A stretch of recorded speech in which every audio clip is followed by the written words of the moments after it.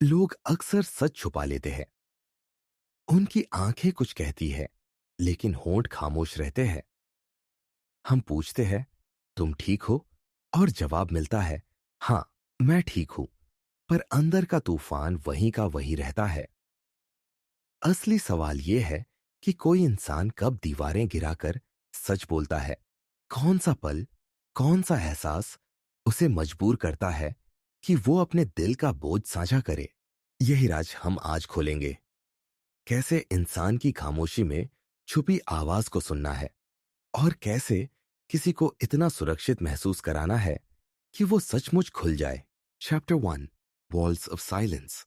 हर इंसान के भीतर एक ऐसी दुनिया छुपी होती है जिसे वो बाहर की नजरों से बचाकर रखता है। चेहरे पर हंसी, बातचीत में कैजुअलपन, और सोशल मीडिया पर परफेक्ट लाइफ का दिखावा। ये सब उस इनविजिबल दीवार का हिस्सा है जिसे हम वॉल्स ऑफ साइलेंस कहते हैं। ये दीवारें देखने में नहीं आती, लेकिन महसूस की जा सकती है। जब आप किसी से पूछते हो, सब ठीक है, और वो हल्की मुस्कान के साथ जवाब देता है, हाँ, सब ठीक है, तो समझ लो असली कहानी कहीं और छुपी है। ये वॉल्स एक दिन में नहीं बनती। ये धीरे धीरे एक्सपीरियंसेस से बनती है। सोचो, कोई बच्चा अपनी सच्चाई शेयर करता है और उसे मजाक का पात्र बना दिया जाता है। या किसी ने अपनी कमजोरी रिवील की और सामने वाले ने उसका फायदा उठाया। ऐसे अनुभव इंसान को ये सिखाते हैं कि वल्नरेबिलिटी खतरनाक है। बार बार के छोटे छोटे घाव ब्रिक्स की तरह जुड़ते जाते हैं, और धीरे धीरे एक मोटी दीवार खड़ी हो जाती है। यह दीवार एक तरह की शील्ड है जो बाहर की दुनिया से प्रोटेक्ट करती है। लेकिन आयरनी ये है कि यही शील्ड इंसान को अंदर से सबसे ज्यादा अकेला कर देती है। हर ब्रिक के पीछे एक डर छुपा होता है। जजमेंट का डर, रिजेक्शन का डर, मिसअंडरस्टैंडिंग का डर, या फिर पास्ट ट्रॉमा का डर। ये सब मिलकर एक ऐसी साइकोलॉजिकल स्ट्रक्चर बना देते हैं जिसके पीछे इंसान खुद को सुरक्षित समझता है, मगर यही स्ट्रक्चर उसे दूसरों से दूर कर देता है। आपने शायद गौर किया होगा कि जब कोई परेशान होता है तो वो ओपन नहीं करता, बल्कि बातें बदल देता है या मुस्कान के पीछे खुद को छुपा लेता है। वो सिग्नल्स सटल होते हैं। आंखें इधर उधर घूमना, अचानक चुप हो जाना, या किसी स्पेसिफिक टॉपिक पर बॉडी लैंग्वेज का बदल जाना। यही छोटे क्रैक्स बताते हैं कि अंदर कुछ दबा हुआ है। अब सवाल यह है कि अगर दीवार इतनी मजबूत है तो उसे तोड़ा कैसे जाए। सबसे पहला रूल है कि आप इसे फोर्स नहीं कर सकते। अगर आप जोर डालोगे और बार बार इंसिस्ट करोगे कि सामने वाला अपनी सच्चाई बताए, तो दीवार और मोटी हो जाएगी। इंसान डिफेंसिव हो जाएगा और साइलेंस और गहरा हो जाएगा। असली स्किल है पेशेंस और एम्पैथी। रियल लाइफ में सेफ स्पेस क्रिएट करना ही पहला स्टेप है। सेफ स्पेस का मतलब सिर्फ वर्ड्स नहीं, बल्कि एनवायरनमेंट है। अगर कोई कहे, आज बहुत खराब दिन था, तो टिपिकल जवाब, अरे छोड़ो, सब ठीक हो जाएगा, मत दो। ये वर्ड्स टेम्पररी कंफर्ट देंगे, लेकिन ओपननेस को ब्लॉक कर देंगे। इंस्टेड सिंपल और जेंटल अप्रोच अडॉप्ट करो, जैसे, क्या हुआ, बताना चाहोगे, और फिर चुप रहो। साइलेंस अलाउ करो, क्योंकि कई बार लोग तभी बोलते हैं जब उन्हें लगे कि सामने वाला सुनने के लिए रेडी है। दूसरा स्टेप है right questions. Close questions barriers को और मजबूत बनाते हैं। जैसे पूछना, तुम ठीक हो? इसका जवाब हाँ या ना में मिलेगा, और दीवार जस की तस रहेगी।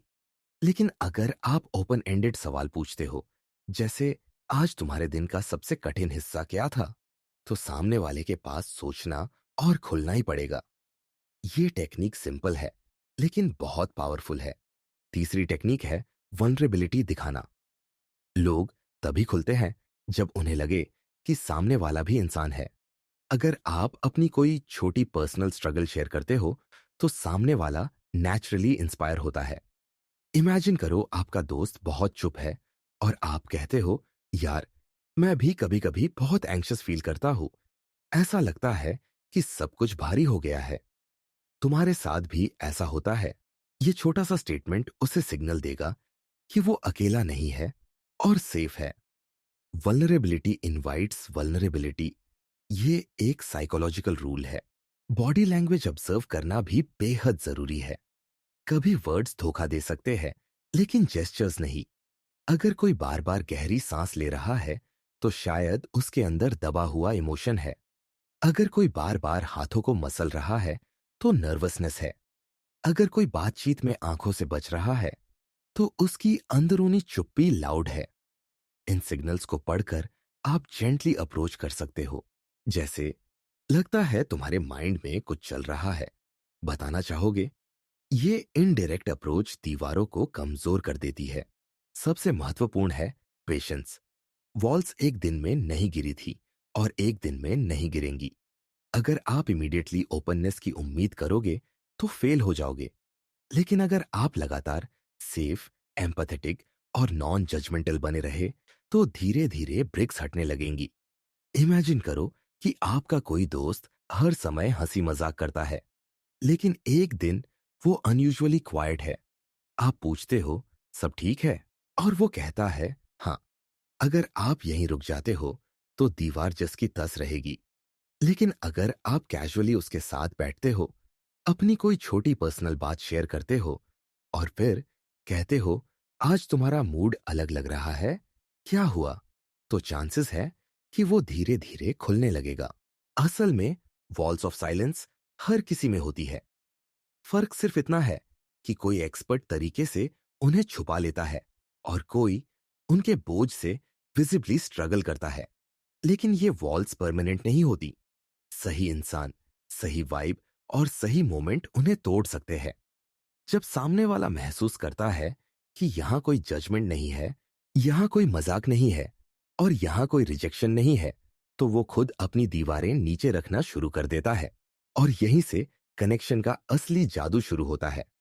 जब कोई इंसान खुलकर अपनी सच्चाई बताता है, तो वो सिर्फ वर्ड्स शेयर नहीं करता, बल्कि अपनी आत्मा का एक हिस्सा आपके हवाले करता है।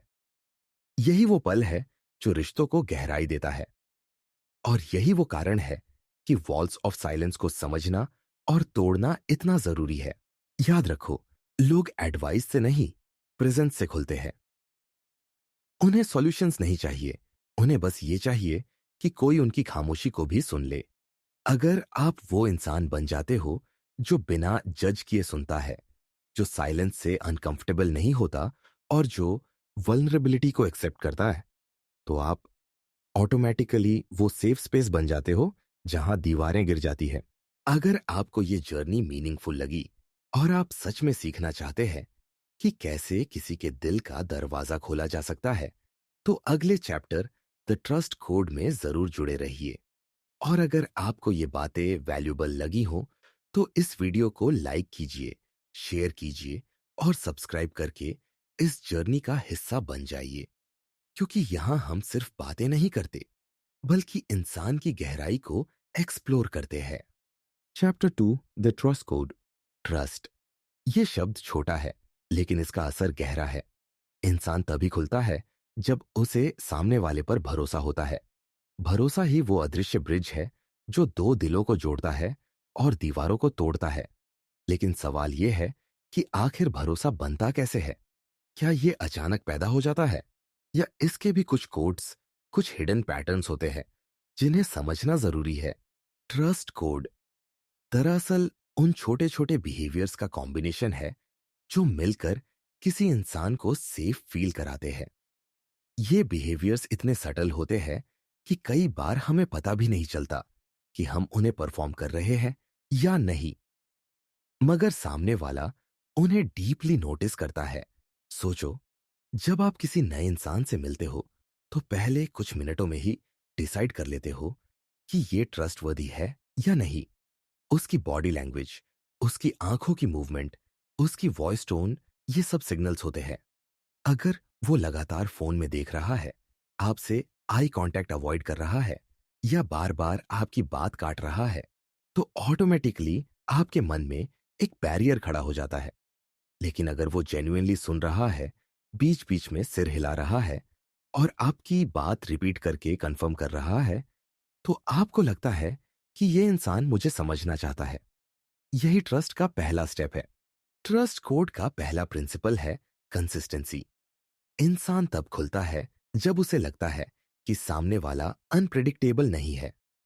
अगर आज आप बहुत केयरिंग हो और कल कंप्लीटली इग्नोर कर दो, तो सामने वाला कंफ्यूज हो जाएगा। वो सोचेगा, क्या ये इंसान सच में मेरी परवाह करता है या बस मूड के हिसाब से बिहेव करता है। कंसिस्टेंसी बताती है कि आप डिपेंडेबल हो, और डिपेंडेबिलिटी ट्रस्ट का सबसे बड़ा इंग्रेडिएंट है। दूसरा प्रिंसिपल है नॉन जजमेंटल एटीट्यूड। लोग तब चुप रहते हैं जब उन्हें लगता है कि उनकी बातों पर ताने मिलेंगे या जजमेंट मिलेगा। रियल लाइफ में ये अक्सर होता है। मान लो कोई कहता है, मैं बहुत एंग्शियस फील करता हूं, और सामने से जवाब आता है, अरे इतना भी क्या सोचते हो, वीक मत बनो। यही जवाब दीवारों को और मजबूत कर देता है। लेकिन अगर आप कहते हो, मैं समझ सकता हूं, एंग्जाइटी बहुत मुश्किल होती है, बताना चाहोगे तुम्हें किस वजह से ये फील हो रहा है, तो सामने वाले को लगेगा कि यहां कोई जजमेंट नहीं है। वो नेचुरली खुलने लगेगा। ट्रस्ट कोड का तीसरा हिस्सा है कॉन्फिडेंशियलिटी। जब कोई अपनी सच्चाई बताता है, तो वो अपनी दुनिया का सबसे प्राइवेट हिस्सा आपके हवाले करता है। अगर आपने उसकी बातों को दूसरों तक पहुंचा दिया या मजाक बनाया, तो ट्रस्ट हमेशा के लिए टूट जाएगा।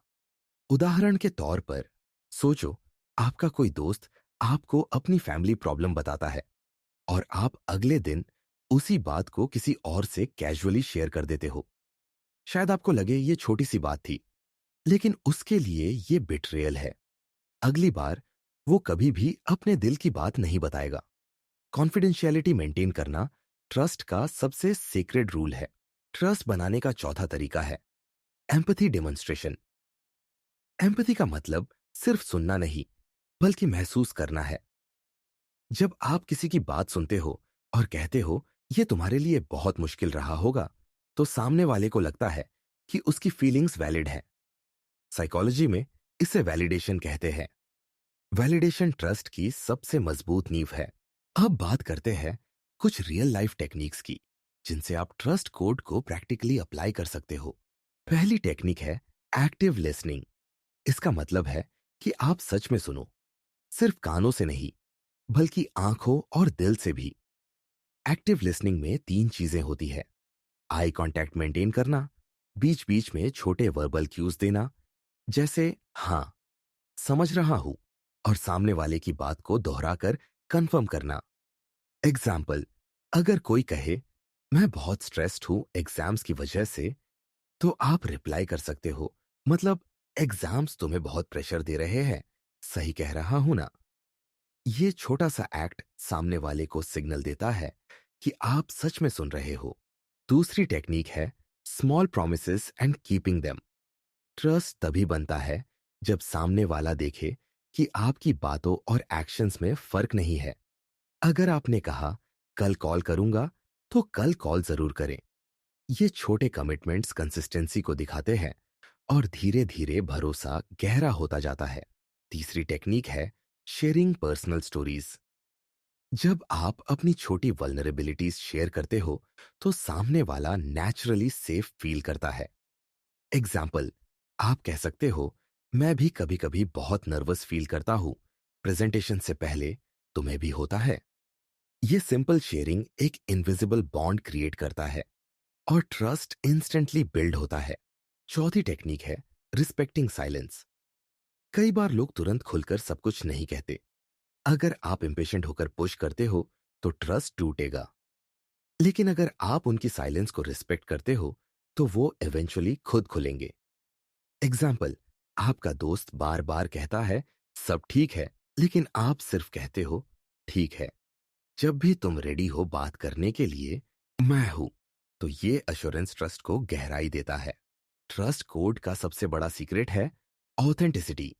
लोग तब खुलते हैं जब उन्हें लगे कि आप मास्क नहीं पहन रहे। अगर आप खुद फेक हो, तो सामने वाला इंस्टेंटली सेंस कर लेगा, और दीवार और मोटी हो जाएगी। ऑथेंटिक होना मतलब है खुद को जैसे हो वैसे प्रेजेंट करना। परफेक्ट बनने की कोशिश मत करो, बस रियल रहो। एक बार का किस्सा, सोचो कॉलेज में एक लड़का हमेशा सबके बीच मजाक करता था, लेकिन कभी अपनी असली फीलिंग्स नहीं बताता था। उसके दोस्तों ने उसे बार बार पुश किया कि बताओ ना क्या हुआ, लेकिन उसने कुछ नहीं कहा। एक दिन उसका एक दोस्त बस उसके साथ बैठा रहा और बोला, तू जानता है ना कि जो भी होगा मैं सुनूंगा, बिना मजाक उड़ाए। उस दिन पहली बार उसने अपने घर की प्रॉब्लम्स बताई। उस ओपननेस का कारण था ट्रस्ट, और ट्रस्ट बना सिर्फ पेशेंस और ऑथेंटिसिटी से। ट्रस्ट कोड को समझना और अप्लाई करना इजी नहीं है, लेकिन अगर आप इस आर्ट को सीख गए तो कोई भी इंसान आपके सामने खुल सकता है। याद रखो, लोग परफेक्ट लिसनर्स नहीं चाहते, वो सिर्फ ऐसे इंसान चाहते हैं जो उनके सीक्रेट्स को सुरक्षित रखे और उनकी फीलिंग्स को वैलिडेट करे।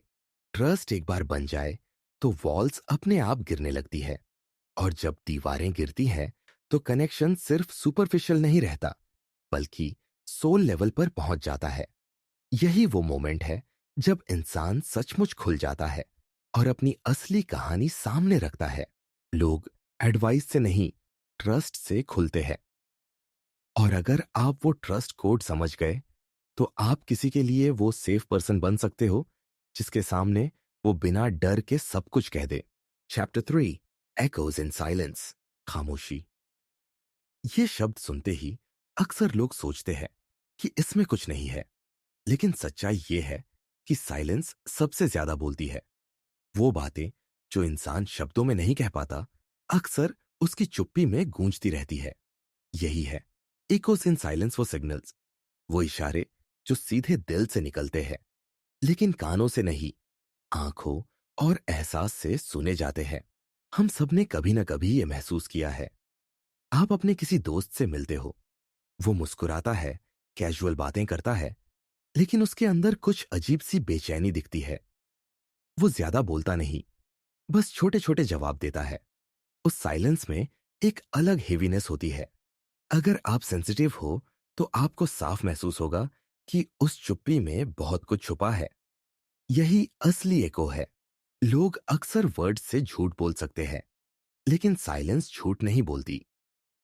जब कोई कहता है मैं ठीक हूं और फिर तुरंत नजरें झुका लेता है, तो वो साइलेंस चीख रही होती है कि वो ठीक नहीं है। साइकोलॉजी में इसे माइक्रो साइलेंस कहा जाता है। वो छोटे छोटे पॉजेस जो अंदरूनी ट्रूथ रिवील करते हैं।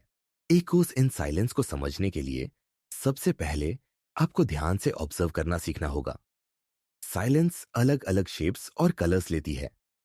एक साइलेंस होती है ऑकवर्डनेस की, जब लोग नहीं जानते कि क्या कहना है।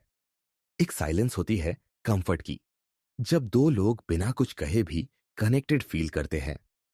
और एक साइलेंस होती है पेन की, जब शब्द गले में फंस जाते हैं और सिर्फ खामोशी बाहर आती है। रियल लाइफ एग्जाम्पल लीजिए। मान लीजिए आपका दोस्त किसी पार्टी में सबके साथ हंस रहा है, लेकिन अचानक जब किसी ने उसके फैमिली का जिक्र किया तो वो चुप हो गया। सबने नोटिस भी नहीं किया, लेकिन वो 3-4 सेकंड का पॉज, वो अचानक नीचे देख लेना, वो साइलेंस खुद अपनी कहानी कह गया। अगर आप अटेंटिव हो तो आप उस इको को सुन सकते हो, और अगर आप सही मोमेंट पर जेंटल अप्रोच करोगे तो शायद वो खुल जाएगा। साइलेंस को सुनने की स्किल आसान नहीं है। इसके लिए आपको अपने दिमाग को काम करना पड़ता है। ज्यादातर लोग बातचीत में सिर्फ रिप्लाई देने के लिए सुनते हैं। जैसे ही सामने वाला पॉज लेता है, वो तुरंत बोल पड़ते हैं। लेकिन अगर आप उस पॉज को अलाउ करो, उस साइलेंस को फ्लो करने दो, तो अक्सर वही साइलेंस सामने वाले को बोलने पर मजबूर कर देती है। साइलेंस डिस्कंफर्ट क्रिएट करती है, और इंसान उस डिस्कंफर्ट को भरने के लिए अपने दिल की बात कह देता है। यही रीजन है कि अच्छे लिसनर्स ज्यादातर चुप रहते हैं। एक पावरफुल टेक्निक है वेटिंग आउट द साइलेंस। जब आप किसी से सेंसिटिव सवाल पूछते हो, जैसे तुम्हें किस चीज ने सबसे ज्यादा हर्ट किया, और सामने वाला चुप हो जाता है, तो आपका इंस्टिंक्ट होगा कि आप तुरंत बोले, कुछ कहे, ताकि ऑकवर्डनेस खत्म हो। लेकिन अगर आप पेशेंस रखते हो और चुप रहते हो, तो धीरे धीरे साइलेंस टूटती है और सामने वाला बोलना शुरू करता है। ये टेक्निक काउंसलर्स और थेरेपिस्ट्स बहुत यूज करते हैं। साइलेंस की एक और एको होती है बॉडी लैंग्वेज में जब कोई ज्यादा चुप हो तो उसकी आंखें, उसके जेस्चर्स, उसकी ब्रीदिंग पैटर्न्स सब कुछ रिवील करने लगते हैं। एग्जाम्पल के तौर पर, कोई दोस्त आपकी बातों पर हंस रहा है, लेकिन उसके शोल्डर्स झुके हुए हैं। वो आउटवर्डली ठीक दिख रहा है, लेकिन उसकी बॉडी कह रही है कि वो इंटरनली थका हुआ है।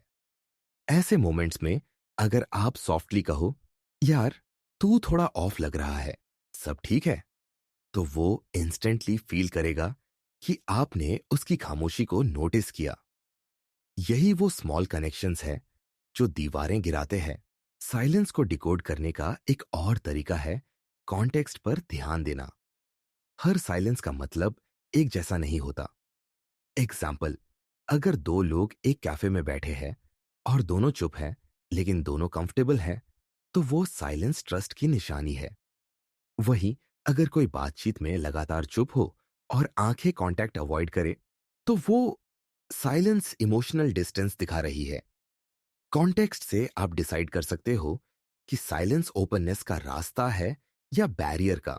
एकोज इन साइलेंस का सबसे बड़ा सीक्रेट ये है कि ये हमें वो ट्रूथ बताती है जो इंसान खुद कहने से डरता है, लेकिन उस ट्रूथ तक पहुंचने के लिए आपको खुद भी कंफर्टेबल होना पड़ेगा। अगर आप साइलेंस से डरते हो, तो आप दूसरों की साइलेंस को कभी नहीं सुन पाओगे। साइलेंस ऑकवर्डनेस क्रिएट करती है, और ज्यादातर लोग उस ऑकवर्डनेस को जोक्स, रैंडम बातें या डिस्ट्रैक्शन से भरने लगते हैं। लेकिन असली लिसनर वही है जो उस ऑकवर्डनेस को भी होल्ड कर सके। सोचो, एक कपल के बीच लड़ाई हुई है, दोनों चुप है, कोई बोल नहीं रहा।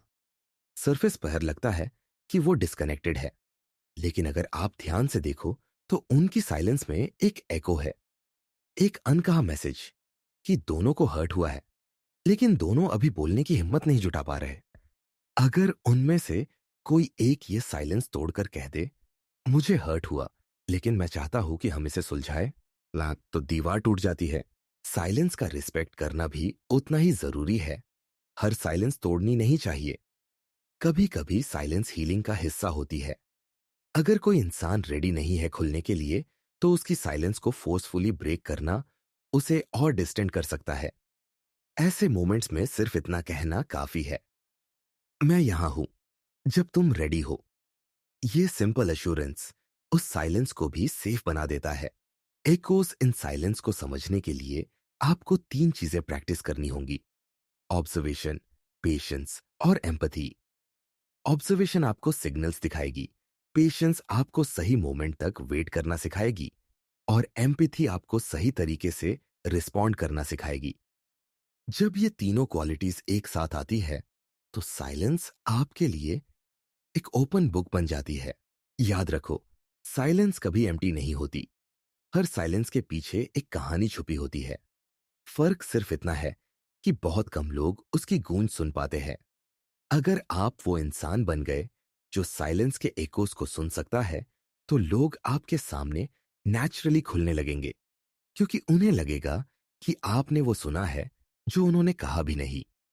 और यही असली कनेक्शन है, वर्ड से परे। एक ऐसी जगह जहां खामोशी भी समझी जाती है। लोग एडवाइस से नहीं, प्रेजेंस से खुलते हैं। और साइलेंस को सुनना प्रेजेंस का सबसे गहरा रूप है। अगर आप साइलेंस के इकोस को समझ गए, तो आपके पास वो रेयर स्किल होगी जो आपको दूसरों की आत्मा से जोड़ देगी। Chapter 4, questions that unlock. शब्द ताले की तरह होते हैं, और सही सवाल चाबी की तरह। जब हम किसी इंसान से जुड़ना चाहते हैं, तो अक्सर हम गलत सवाल पूछते हैं। हम कहते हैं, सब ठीक है, और जवाब मिलता है, हाँ, सब ठीक है। लेकिन असलियत यह होती है कि कुछ भी ठीक नहीं है। असली कनेक्शन तब शुरू होता है जब हम ऐसे सवाल पूछते हैं जो सामने वाले को अपनी दीवारें नीचे रखने पर मजबूर कर दें। यही है क्वेश्चंस दैट अनलॉक, वो सटल कीज जो इंसान की चुप्पी और उसके दिल के दरवाजे को खोल देती है। लोग खुले सवालों से डरते नहीं, बल्कि उनमें राहत महसूस करते हैं।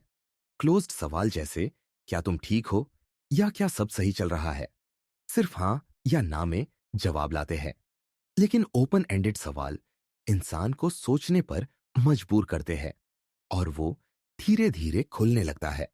ये साइकोलॉजी की सबसे सिंपल लेकिन पावरफुल टेक्निक्स में से एक है।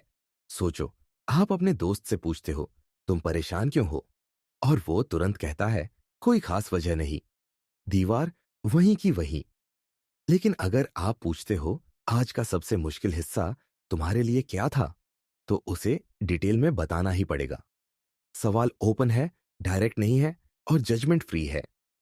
ऐसे सवाल इंसान को कंफर्ट देते हैं क्योंकि वो डिसाइड कर सकता है कि कितना रिवील करना है। रियल लाइफ में एक काउंसलर ये टेक्निक बहुत यूज करते हैं। वो कभी पेशेंट से डायरेक्ट नहीं पूछते, तुम्हारी समस्या क्या है, बल्कि कहते हैं, आज तुम्हें यहां आने के लिए किसने मोटिवेट किया? ये सवाल पेशेंट को खुद अपनी कहानी सुनाने का मौका देता है। धीरे धीरे दीवारें गिरने लगती है। क्वेश्चंस दैट अनलॉक 3 प्रिंसिपल्स पर काम करते हैं: क्यूरियोसिटी, एम्पैथी और टाइमिंग। क्यूरियोसिटी का मतलब है कि आप जेन्युइनली जानना चाहते हो कि सामने वाला क्या फील कर रहा है। एम्पैथी का मतलब है कि आपके सवाल में केयर झलकनी चाहिए, इंटरोगेशन नहीं। और टाइमिंग का मतलब है कि आप सही समय पर सवाल पूछो। अगर सामने वाला गुस्से में है, अपसेट है या बात करने के मूड में नहीं है, तो सवाल भी दीवार बन सकते हैं।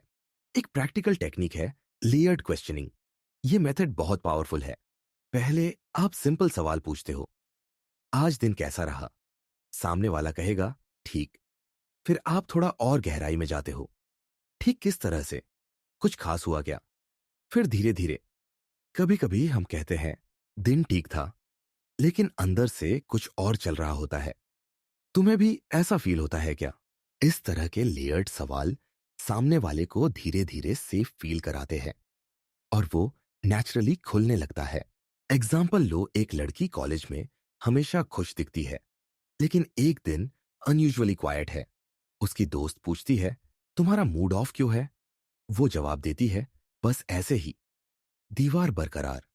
लेकिन अगर दोस्त पूछे, क्या आज किसी ने ऐसी बात की जिसने तुम्हें हर्ट किया? तो उसकी चुप्पी टूट सकती है। स्पेसिफिक सवाल उस साइलेंस में एको को पकड़ लेता है। क्वेश्चंस दैट अनलॉक हमेशा जेंटल होने चाहिए।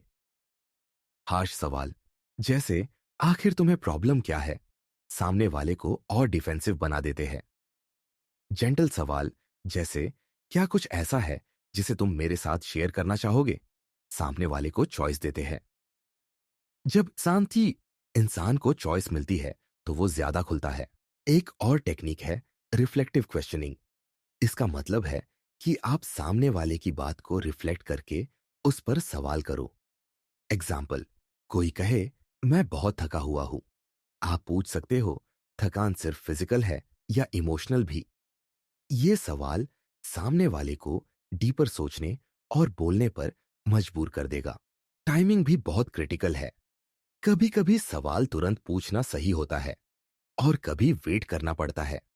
अगर आप किसी को रोते हुए देखते हो और उसी समय पूछते हो क्या हुआ, तो शायद वो चुप हो जाएगा। लेकिन अगर आप बस उसके पास बैठो और कुछ देर बाद सॉफ्टली पूछो, क्या तुम इसके बारे में बात करना चाहते हो, तो चांसेस हैं कि वो खुलेगा। साइलेंस को स्पेस देना सवाल को ज्यादा पावरफुल बना देता है। क्वेश्चंस दैट अनलॉक का सबसे बड़ा सीक्रेट है कि वो सामने वाले को रिस्पेक्टेड फील कराते हैं।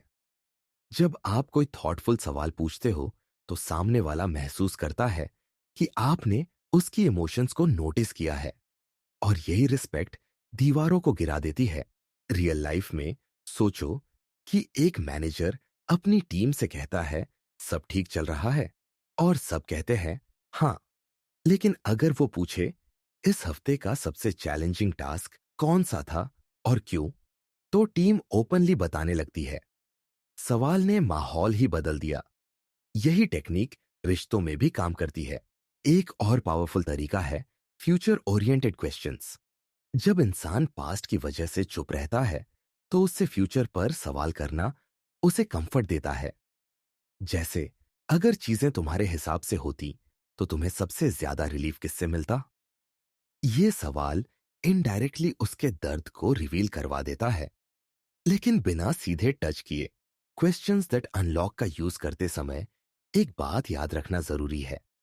हर सवाल का जवाब तुरंत नहीं मिलेगा। कभी कभी इंसान सोचता है, चुप रहता है और बाद में जवाब देता है। आपको पेशेंस रखना है। सवाल सिर्फ दरवाजा है। दरवाजे के अंदर जाने के लिए आपको वेट करना पड़ेगा। याद रखो, असली अनलॉकिंग तब होती है जब इंसान को लगे कि सामने वाला सचमुच सुनने के लिए तैयार है। लोग ओपन तब होते हैं जब उन्हें लगता है कि उनके वर्ड्स वैल्यूएबल है। सवाल सिर्फ चाबी है, लेकिन उस चाबी का असर तभी होगा जब ताला भी रेडी हो। वर्ड्स लोगों को डिसीव कर सकते हैं, लेकिन सवाल उनकी असली फीलिंग्स तक पहुंचने का रास्ता खोलते हैं। अगर आप सही सवाल पूछना सीख गए, तो आप हर दीवार के पीछे छुपे सच तक पहुंच सकते हो। और यही वो कला है जो गहरे रिश्ते और असली कनेक्शंस बनाती है। लोग एडवाइस से नहीं, सवालों से खुलते हैं। और अगर आप सवाल पूछने की इस सटल कला को सीख गए, तो आपके पास वो ताकत होगी जिससे आप किसी की सबसे गहरी खामोशी को भी आवाज दे सकते हो। अगर आपको ये चैप्टर वैल्यूएबल लगा और आप जानना चाहते हैं कि कैसे किसी की इमोशंस को मिरर करके कनेक्शन गहराया जा सकता है, तो अगले chapter the mirror with in में जरूर जुड़े रहिए। और अगर ये जर्नी मीनिंगफुल लगी हो, तो इस वीडियो को लाइक करें, शेयर करें और सब्सक्राइब करना मत भूलिए, क्योंकि यहाँ हम सिर्फ बातें नहीं करते, बल्कि इंसान की गहराई को एक्सप्लोर करते हैं। Chapter 5, the mirror with in. जब कोई इंसान बोलता है, तो वो सिर्फ शब्द शेयर नहीं करता, बल्कि अपने भीतर की पूरी दुनिया आपके सामने रखता है। लेकिन उस दुनिया को सच में समझ पाना आसान नहीं है। अक्सर लोग अपनी बात हाफ बताते हैं, इमोशंस को छुपा लेते हैं या इनडायरेक्ट वर्ड्स यूज करते हैं। ऐसे में कनेक्शन तभी बनता है जब सामने वाला उनकी भावनाओं को मिरर करता है।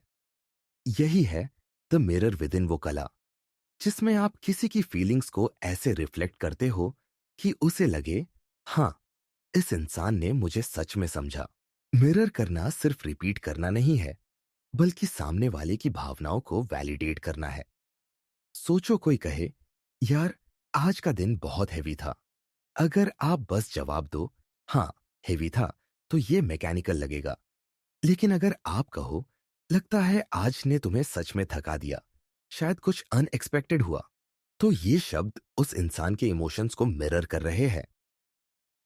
वो महसूस करेगा कि आपने सिर्फ सुना नहीं, बल्कि महसूस किया है। साइकोलॉजी में इसे एक्टिव रिफ्लेक्शन कहते हैं। इसका असर ये होता है कि सामने वाला खुद को समझा हुआ और सेफ फील करता है। जब इंसान को लगता है कि उसकी इमोशंस को एक्नॉलेज किया जा रहा है, तो वो ऑटोमेटिकली और खुलने लगता है। दीवारें गिरने लगती है। रियल लाइफ में एग्जाम्पल लीजिए। एक बच्चा घर आता है और गुस्से में बैग फेंक देता है। माता पिता अक्सर तुरंत कहते हैं, चुप रहो, ऐसा मत करो। लेकिन अगर माता पिता मिरर करते हुए कहे, लगता है आज स्कूल में कुछ ऐसा हुआ जिसने तुम्हें बहुत इरिटेट किया, तो बच्चा खुलने लगता है, क्योंकि उसे लगता है कि उसकी इमोशन समझी जा रही है। मिरर विदिन का असली जादू एम्पैथी से आता है। जब आप किसी की टोन, वर्ड्स और बॉडी लैंग्वेज ऑब्जर्व करके उसके इमोशंस को रिफ्लेक्ट करते हो, तो सामने वाला खुद को आपके अंदर देखता है। वो कहता है, ये इंसान मुझे मिरर कर रहा है, इसका मतलब ये सचमुच मुझे समझ रहा है। अब सवाल ये है कि मिरर कैसे किया जाए। इसके लिए कुछ रियल लाइफ टेक्निक्स हैं। पहली टेक्निक है पैराफ्रेजिंग विद इमोशन। इसका मतलब है कि आप सामने वाले की बातों को थोड़ा अलग शब्दों में दोहराओ, लेकिन उसमें इमोशन जोड़ो।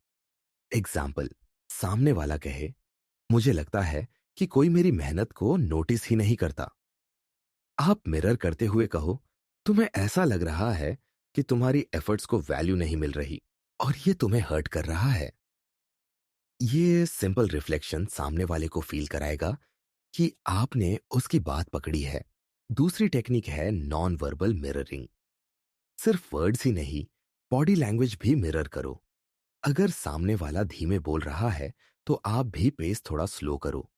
अगर वो दुखी होकर आंखें झुका रहा है, तो आप भी सॉफ्टनेस से रिस्पॉन्ड करो। इससे उसे लगेगा कि आप उसकी इमोशनल फ्रीक्वेंसी पर ट्यून्ड हो। तीसरी टेक्निक है इमोशन लेबलिंग। कई बार लोग खुद भी नहीं जानते कि वो कौन सी एग्जैक्ट इमोशन फील कर रहे हैं। अगर आप जेंटली लेबल कर दो, तो वो क्लैरिटी महसूस करेंगे। एग्जाम्पल, कोई कहे मुझे अजीब लग रहा है, आप कह सकते हो क्या ये फ्रस्ट्रेशन जैसा है या सैडनेस। इससे सामने वाला अपने इमोशंस को आइडेंटिफाई करेगा और आपके साथ खुल जाएगा। मिरर विद इन का सबसे सटल पहलू है साइलेंस को रिफ्लेक्ट करना। कभी कभी इंसान कुछ नहीं कहता, लेकिन उसका साइलेंस बहुत कुछ कहता है। अगर आप उस साइलेंस को एक्नॉलेज कर दो, जैसे लगता है तुम बहुत कुछ कहना चाह रहे हो लेकिन वर्ड्स नहीं मिल रहे, तो ये रिफ्लेक्शन दीवार तोड़ सकता है। सामने वाला महसूस करेगा कि आपने उसकी खामोशी तक को सुन लिया। एक रियल लाइफ एग्जाम्पल सोचो। एक दोस्त आपके पास बैठा है, चुप है। आप बार बार पूछते हो क्या हुआ, और वो कहता है कुछ नहीं। दीवार जिसकी तस। लेकिन अगर आप सॉफ्टली कहो मुझे लग रहा है कि तुम्हारे अंदर बहुत कुछ चल रहा है और शायद बोलना मुश्किल है, तो वो अचानक रो पड़ सकता है। क्यों? क्योंकि आपने उसकी इंटरनल स्टेट को मिरर कर दिया। यही है मिरर विद इन का पावर। लेकिन ध्यान रखो, मिररिंग कभी मिमिक्री नहीं होनी चाहिए। अगर आप मैकेनिकली रिपीट करने लगोगे, तो सामने वाला इरिटेट होगा। मिरर हमेशा जेन्युइन और नेचुरल होना चाहिए। इसका मतलब है कि आप सामने वाले की बातों को सच में अब्सॉर्ब करो और फिर रिफ्लेक्ट करो।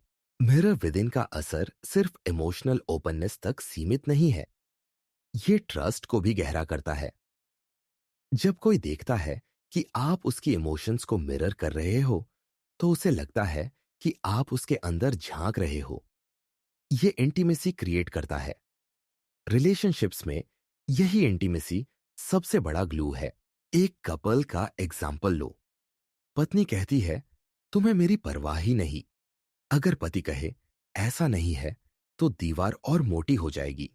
लेकिन अगर पति मिरर करते हुए कहे तुम्हें लग रहा है कि मैं तुम्हारी फीलिंग्स को इग्नोर कर रहा हूं और इससे तुम्हें अकेलापन फील हो रहा है, तो तुरंत सॉफ्टनेस आ जाएगी। क्यों? क्योंकि उसने सिर्फ शब्दों को नहीं, बल्कि भावनाओं को मिरर किया।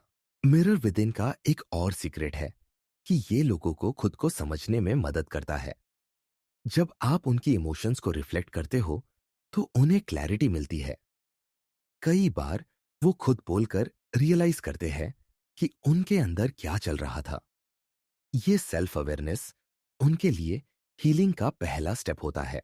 लेकिन एक बात ध्यान रखना जरूरी है, मिररिंग का मिसयूज मत करो। अगर आप हर बात पर ओवर मिरर करोगे, तो लगेगा आप सिर्फ टेक्निक यूज कर रहे हो, इंसान नहीं। बैलेंस जरूरी है। मिररिंग हमेशा सटल होनी चाहिए, जैसे बैकग्राउंड में चलती हुई soft music. Mirror with in सीखने का सबसे अच्छा तरीका है प्रैक्टिस। अगली बार जब कोई दोस्त या फैमिली मेंबर अपनी बात शेयर करे, तो बस ऑब्जर्व करो। उसकी बात रिपीट मत करो, बल्कि उसकी इमोशन पकड़ो और उसे रिफ्लेक्ट करो। धीरे धीरे आपको महसूस होगा कि लोग आपके सामने ज्यादा खुलने लगे हैं। याद रखो, लोग सिर्फ सुनने वाले को नहीं, बल्कि समझने वाले को ढूंढते हैं। और जब आप उनके इमोशंस को मिरर करते हो, तो आप वो इंसान बन जाते हो। ये स्किल रेयर है, लेकिन अगर आपने इसे मास्टर कर लिया, तो आपके पास वो शक्ति होगी जिससे आप किसी की डीपेस्ट फीलिंग्स तक पहुंच सकते हो। लोग एडवाइस से नहीं, समझ से खुलते हैं। और मिरर विद इन वही समझ है जो दिल को छू लेती है। अगर आप ये कला सीख गए, तो आप सिर्फ लिसनर नहीं रहोगे, बल्कि वो इंसान बनोगे जिसके सामने लोग अपना असली चेहरा दिखाने से नहीं डरते।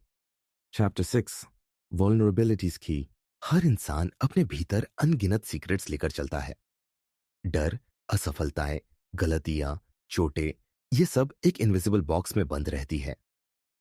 हम सब मास्क पहनते हैं ताकि दुनिया हमें स्ट्रांग देखे, लेकिन यही मास्क हमें दूसरों से दूर कर देता है। कनेक्शन तभी गहराता है जब हम अपने मास्क को थोड़ा नीचे कर देते हैं। यही है वल्नरेबिलिटी की शक्ति। वल्नरेबिलिटी सिर्फ वीकनेस नहीं है, बल्कि वो की है जो किसी भी दिल के सबसे मजबूत ताले को खोल देती है। जब आप अपनी वल्नरेबिलिटी दिखाते हो, तो सामने वाला इंस्टेंटली सेफ फील करता है। उसे लगता है कि अगर आपने अपना एक छुपा हिस्सा दिखाया है, तो वो भी दिखा सकता है। ये साइकोलॉजी का नेचुरल रूल है। Vulnerability invites vulnerability. सोचो, आप किसी दोस्त से कहते हो, यार, मुझे भी कभी कभी बहुत अकेलापन फील होता है, भले ही लोग मेरे आसपास हो। ये छोटा सा कन्फेशन सामने वाले को सिग्नल देता है कि आप फेक नहीं हो रहे। वो भी ऑटोमेटिकली कहेगा, हाँ, मेरे साथ भी ऐसा होता है। और वहीं से असली बातचीत शुरू होती है। प्रॉब्लम यह है कि लोग वल्नरेबिलिटी को गलत समझते हैं। उन्हें लगता है कि वल्नरेबल होना मतलब कमजोर दिखना। लेकिन सच उल्टा है। वल्नरेबिलिटी असली स्ट्रेंथ है, क्योंकि इसमें रिस्क है। आप अपनी ट्रूथ शेयर कर रहे हो बिना गारंटी के कि सामने वाला एक्सेप्ट करेगा या रिजेक्ट। यही करेज किसी भी डीप रिलेशनशिप की नींव है। Real life example. सोचो, एक मैनेजर अपनी टीम से कहता है, मुझे भी मानना पड़ेगा कि इस प्रोजेक्ट में कुछ चीजें मुझे समझ नहीं आ रही थी, लेकिन मैंने कोशिश की। मुझे तुम लोगों की हेल्प चाहिए। ये वल्नरेबिलिटी इंस्टेंटली टीम को मोटिवेट करती है, क्योंकि लीडर ने खुद को इंसान की तरह दिखाया। अब टीम भी ओपनली अपनी प्रॉब्लम शेयर करेगी। वल्नरेबिलिटी की सबसे बड़ी ताकत है कि ये ट्रस्ट को मल्टीप्लाई करती है। जब आप खुले तौर पर अपनी इनसिक्योरिटीज या स्ट्रगल्स बताते हो, तो सामने वाला खुद को आपसे रिलेट करता है। उसे लगता है कि वो अकेला नहीं है। यही रिलेटेबिलिटी कनेक्शन को गहराई देती है। लेकिन वल्नरेबिलिटी दिखाने के लिए बैलेंस जरूरी है। ओवर शेयरिंग कभी कभी सामने वाले को अनकंफर्टेबल कर सकता है। इमेजिन करो, आपने अभी किसी स्ट्रेंजर से मुलाकात की और तुरंत उसे अपनी सबसे डीप पर्सनल ट्रेजेडी बता दी। ये उसे डराएगा, इंस्पायर नहीं करेगा। वल्नरेबिलिटी हमेशा धीरे धीरे ओपन करनी चाहिए, जैसे लेयर्स पील करना। वल्नरेबिलिटी दिखाने का एक सटल तरीका है छोटे पर्सनल एक्सपीरियंसेस शेयर करना। एग्जाम्पल, कोई दोस्त कहता है, मुझे लगता है कि मैं लोगों को डिसअपॉइंट करता हूं। आप कह सकते हो, मुझे भी कभी कभी लगता है कि मैं दूसरों की एक्सपेक्टेशंस पूरी नहीं कर पा रहा। ये छोटा सा कन्फेशन सामने वाले को इंस्टेंटली सेफ फील कराएगा और वो और खुल जाएगा। एक पावरफुल टेक्निक है आई स्टेटमेंट्स। इंस्टेड ऑफ पूछना, तुम्हें कभी डर नहीं लगता, आप कहो, मुझे कभी कभी बहुत डर लगता है कि लोग मुझे समझेंगे नहीं। तुम्हारे साथ भी ऐसा होता है क्या? ये आई स्टेटमेंट सामने वाले को डिफेंसिव नहीं बनाता, बल्कि ओपन बनाता है। वल्नरेबिलिटी का जादू ये है कि ये लोगों को हील करता है। जब आप अपनी वीकनेसेस या फेलियर्स ओपनली बताते हो, तो सामने वाला अपने अंदर के शेम को रिलीज कर देता है। शेम तब तक पनपता है जब तक वो सीक्रेट है। जैसे ही वो किसी ट्रस्टेड इंसान के साथ शेयर होता है, उसकी शक्ति खत्म हो जाती है। एक रियल लाइफ एग्जाम्पल लो। एक लड़का हमेशा कॉन्फिडेंट दिखता था, लेकिन अंदर से उसे लगातार रिजेक्शन का डर था। एक दिन उसने अपने दोस्त से कहा, यार, मैं बाहर से स्ट्रांग दिखता हूं, लेकिन अंदर से बहुत इनसिक्योर फील करता हूं। उस दिन उसके दोस्त ने भी कन्फेस किया कि उसे भी यही डर है। उस म्यूचुअल वल्नरेबिलिटी ने उनकी फ्रेंडशिप को पहले से कहीं ज्यादा गहरा बना दिया। वल्नरेबिलिटी सिर्फ वर्ड्स में नहीं, एक्शंस में भी होती है। एग्जाम्पल, किसी से हेल्प मांगना भी वल्नरेबिलिटी है। जब आप कहते हो, मुझे तुम्हारी मदद चाहिए, तो आप इनडायरेक्टली एडमिट कर रहे हो कि आप अकेले सब कुछ हैंडल नहीं कर सकते। ये ऑनेस्टी सामने वाले को आपके करीब लाती है। लेकिन वल्नरेबिलिटी को हैंडल करना भी उतना ही जरूरी है। अगर कोई आपके सामने खुलता है और आप उसकी बात को हल्का बना देते हो या मजाक कर देते हो, तो वो हमेशा के लिए बंद हो जाएगा। इसलिए जब कोई वल्नरेबल हो, तो उसका रिस्पेक्ट करो। उसे कहो, मुझे पता है ये बोलना तुम्हारे लिए आसान नहीं था, लेकिन मैं अप्रिशिएट करता हूं कि तुमने मुझ पर भरोसा किया। ये लाइन उसकी दीवारें पूरी तरह गिरा सकती है। वल्नरेबिलिटी की का असली मैजिक रिलेशनशिप्स में दिखता है। कपल्स जो एक दूसरे के सामने ओपनली अपने डर, इनसिक्योरिटीज और पेन शेयर करते हैं, उनका बॉन्ड कहीं ज्यादा गहरा होता है। वहीं जो कपल्स सिर्फ परफेक्ट दिखने की कोशिश करते हैं, उनका रिश्ता सतही रह जाता है। सोचो, एक पत्नी अपने पति से कहती है, मुझे डर लगता है कि तुम मुझे इग्नोर करने लगे हो। अगर पति कहे, ऐसा नहीं है, तुम बेवजह सोचती हो, तो दीवार मोटी हो जाएगी। लेकिन अगर पति वल्नरेबिलिटी से रिप्लाई करे, मुझे भी कभी कभी लगता है कि मैं तुम्हारे लिए उतना प्रेजेंट नहीं रह पाता जितना चाहिए, लेकिन मैं कोशिश करूंगा, तो उस पल उनका रिश्ता हील हो जाएगा।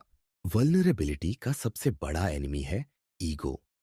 ईगो हमें स्ट्रांग दिखने पर मजबूर करता है, लेकिन वल्नरेबिलिटी हमें रियल दिखने देती है।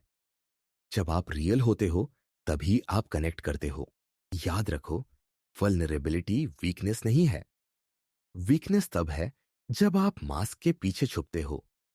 स्ट्रेंथ तब है जब आप मास्क हटाकर कहते हो, हाँ, मैं इंसान हूं और ये मेरी ट्रूथ है। यही ट्रूथ कनेक्शन को अलाइव रखती है। लोग एडवाइस से नहीं, ऑनेस्टी से खुलते हैं।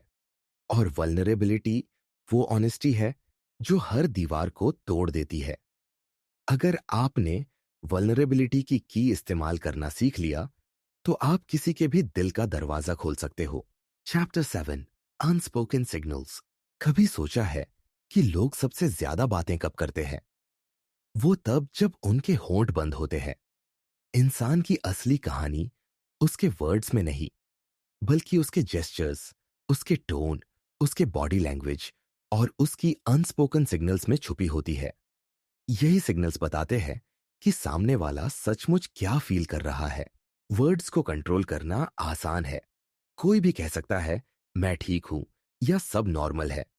लेकिन बॉडी को कंट्रोल करना इतना आसान नहीं है। आंखों का झुकना, हाथों का कांपना, आवाज का रुकना, सांसों का तेज होना, ये सब सिग्नल्स उस ट्रूथ की ओर इशारा करते हैं जो इंसान छुपाना चाहता है। और अगर आप इन सिग्नल्स को पढ़ना सीख गए, तो आप उन दीवारों को देख पाओगे जो वर्ड्स के पीछे छुपी है। इमेजिन करो कि आपका कोई दोस्त कहता है, सब ठीक है, लेकिन उसके चेहरे पर फोर्स्ड मुस्कान है और उसकी आंखें मॉइस्ट हैं।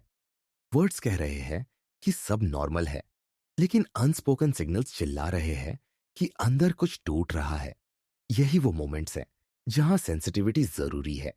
अगर आप बस उसके शब्दों पर भरोसा करके टॉपिक बदल दोगे, तो कनेक्शन खत्म हो जाएगा।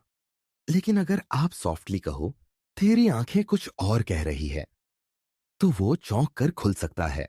साइकोलॉजी में इसे लीकेज ऑफ इमोशंस कहा जाता है। जब इंसान अपनी फीलिंग्स सप्रेस करता है, तो वो अलग अलग सिग्नल्स के रूप में लीक होने लगती है।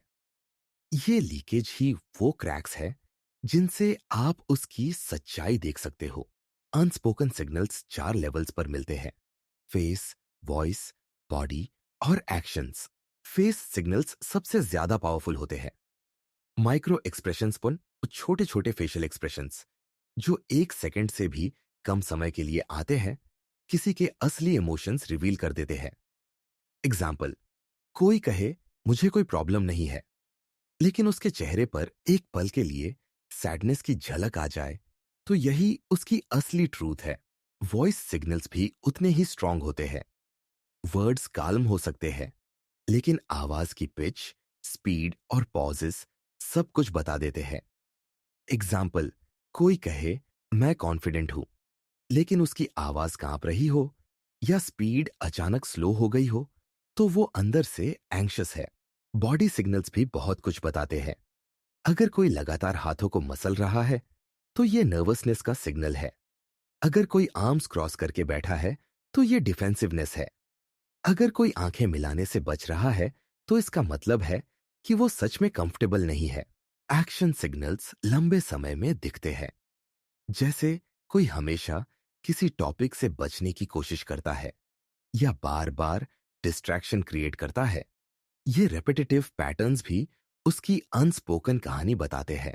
अब सवाल ये है कि इन सिग्नल्स को डीकोड कैसे किया जाए। सबसे पहला रूल है ऑब्जर्वेशन। आपको कॉन्शियसली ध्यान देना होगा कि सामने वाला कैसे बैठा है, कैसे बोल रहा है, उसकी आंखें कहां देख रही है। ऑब्जर्वेशन प्रैक्टिस से आती है। अगली बार जब आप किसी से बात करो, उसके वर्ड्स से ज्यादा उसकी बॉडी लैंग्वेज ऑब्जर्व करो। दूसरा रूल है कॉन्टेक्स्ट को समझना। सिग्नल्स हमेशा अकेले इंटरप्रेट नहीं करने चाहिए। एग्जाम्पल, अगर कोई आर्म्स क्रॉस करके बैठा है तो ये ठंड लगने की वजह से भी हो सकता है। लेकिन अगर आर्म्स क्रॉस है, आंखें नीचे है और चेहरे पर टेंशन है, तो ये डिफेंसिवनेस है। कॉन्टेक्स्ट सिग्नल्स को मीनिंग देता है। तीसरा रूल है एम्पैथी के साथ अप्रोच करना। जब आप किसी सिग्नल ऑब्जर्व करो तो उसे जजमेंट की तरह मत बोलो। एग्जाम्पल, किसी से मत कहो तुम झूठ बोल रहे हो, तुम्हारी बॉडी लैंग्वेज बता रही है। ये उसे डिफेंसिव बना देगा। इंस्टेड कहो, मुझे लग रहा है कि तुम्हें यह टॉपिक थोड़ा अनकंफर्टेबल कर रहा है, सही कह रहा हूं। ये जेंटल अप्रोच दीवारें तोड़ सकती है। रियल लाइफ एग्जाम्पल सोचो। एक लड़का अपनी क्लास में कहता है, मुझे एग्जाम्स की कोई टेंशन नहीं है, लेकिन उसकी आंखें लाल है और वो लगातार पेन घुमा रहा है। उसकी दोस्त सॉफ्टली कहती है, मुझे लग रहा है कि अंदर से तू बहुत स्ट्रेस्ड है। और उसी मोमेंट वो खुल जाता है, हाँ, मैं बहुत डरा हुआ हूं। उसकी अनस्पोकन सिग्नल्स को नोटिस करके ही उसकी दीवार टूटी। एक और एग्जाम्पल, ऑफिस में एक एम्प्लॉय बार बार मीटिंग्स में चुप रहता है। मैनेजर सोचता है कि शायद वो लेजी है, लेकिन अगर मैनेजर ऑब्जर्व करे तो देखेगा कि उसकी पोस्चर टाइट है और वो बार बार पेन को दबा रहा है। मैनेजर जेंटली पूछे, क्या तुम्हें लगता है कि तुम यहां अपनी बात ओपनली नहीं रख पाते? और एम्प्लॉय खुल जाता है। सिग्नल्स ने वो ट्रूथ रिवील किया जो वर्ड्स ने छुपा रखा था। अनस्पोकन सिग्नल्स को समझने के लिए पेशेंस चाहिए। हर सिग्नल का मतलब तुरंत पकड़ना जरूरी नहीं है। कई बार आपको वेट करना होता है और पैटर्न देखना होता है। ट्रस्ट बिल्ड होने के साथ ही सिग्नल्स क्लैरिटी देने लगते हैं। एक पावरफुल टेक्निक है मिररिंग सिग्नल्स। अगर सामने वाला बहुत धीमे बोल रहा है तो आप भी अपनी टोन स्लो कर दो। अगर वो आर्म्स ओपन करके रिलैक्स बैठा है तो आप भी रिलैक्स बैठो। ये सबकॉन्शियस लेवल पर उसे फील कराएगा कि आप उसकी वेवलेंथ पर हो, और यही मिररिंग उसे और ओपन बना देती है। लेकिन याद रखो, अनस्पोकन सिग्नल्स पढ़ने की स्किल को मिसयूज मत करना। इसका मकसद किसी को मैनिपुलेट करना नहीं है, बल्कि उसे जेन्युइनली समझना और हेल्प करना है। अगर सामने वाले को लगे कि आप उसके सिग्नल्स पढ़कर उसका फायदा उठा रहे हो, तो दीवारें और मोटी हो जाएंगी। अनस्पोकन सिग्नल्स को ऑब्जर्व करके आप वो सुन सकते हो जो कहा नहीं गया, और यही असली कनेक्शन है। लोग अक्सर अपनी स्ट्रॉन्गेस्ट ट्रूथ्स वर्ड्स में नहीं, बल्कि सिग्नल्स में रिवील करते हैं। अगर आप इन सिग्नल्स को डिकोड करना सीख गए तो आप हर दीवार के पीछे छुपे इंसान तक पहुंच सकते हो। याद रखो, लोग एडवाइस से नहीं, अंडरस्टैंडिंग से खुलते हैं, और अनस्पोकन सिग्नल समझना अंडरस्टैंडिंग का सबसे सटल रूप है। अगर आपको ये चैप्टर वैल्यूबल लगा और आप जानना चाहते हैं कि बाउंड्रीज का रिस्पेक्ट करना क्यों जरूरी है और कैसे कभी कभी न पूछना भी सबसे पावरफुल तरीका हो सकता है, तो अगले चैप्टर क्रॉसिंग द लाइन में जरूर जुड़े रहिए। और अगर ये जर्नी मीनिंगफुल लगी हो तो इस वीडियो को लाइक करें, शेयर करें और सब्सक्राइब करना मत भूलिए, क्योंकि यहां हम सिर्फ बातें नहीं करते, बल्कि इंसान की गहराई को एक्सप्लोर करते हैं। Chapter 8, crossing the line. हर इंसान के दिल में एक ऐसी सीमा होती है, एक अदृश्य लाइन जिसे कोई पार करे तो ट्रस्ट टूट जाता है। ये लाइन बाउंड्रीज कहलाती है। बाउंड्रीज बताती है कि सामने वाला कहां तक सेफ है और कहां से उसके पर्सनल स्पेस की दीवार शुरू हो जाती है। कनेक्शन बनाने के लिए बाउंड्रीज को समझना और रेस्पेक्ट करना उतना ही जरूरी है जितना ओपन करना। अगर आप इस लाइन को क्रॉस कर जाते हो तो आपने सारी मेहनत से बनाई गई ट्रस्ट को एक पल में तोड़ दिया। सोचो, कोई दोस्त आपको कहता है, मैं अभी इस बारे में बात नहीं करना चाहता। अगर आप बार बार इंसिस्ट करते हो, नहीं, बताओ ना, क्या हुआ, मुझे सब जानना है, तो आप उसकी बाउंड्री क्रॉस कर रहे हो। शायद वो इवेंचुअली कुछ बोल दे, लेकिन वो ओपननेस फोर्स्ड होगी, नेचुरल नहीं। और जब भी ओपननेस फोर्स्ड होती है, उसमें कनेक्शन की गहराई नहीं होती, उसमें सिर्फ दबाव और असहजता होती है। बाउंड्रीज हर किसी की अलग होती है। कोई अपने फैमिली इश्यूज ओपनली शेयर कर देता है, लेकिन अपने रिलेशनशिप स्ट्रगल्स कभी नहीं बताता। कोई अपने करियर स्ट्रेस ओपनली डिस्कस करता है, लेकिन अपने चाइल्डहुड ट्रॉमा छुपा कर रखता है। बाउंड्रीज का मतलब होता है कि इंसान अपने भीतर की किस पार्ट तक दूसरों को एंट्री देना चाहता है और किस पार्ट को वो लॉक्ड रखना चाहता है। साइकोलॉजी में बाउंड्रीज हेल्थी मानी जाती है। बाउंड्रीज इसलिए नहीं होती कि लोग रूड हैं या सेल्फिश है। बाउंड्रीज इसलिए होती है क्योंकि हर किसी को अपने इमोशनल सेफ्टी की जरूरत होती है। जब हम इन बाउंड्रीज का रिस्पेक्ट करते हैं, तो सामने वाला धीरे धीरे महसूस करता है कि हम सेफ हैं। लेकिन जब हम इन्हें क्रॉस करते हैं, तो वो डिफेंसिव हो जाता है और दीवारें और मोटी हो जाती है। रियल लाइफ एग्जाम्पल, सोचो, आपका एक दोस्त किसी ब्रेकअप से गुजर रहा है। आप पूछते हो, क्या हुआ, क्यों टूटा?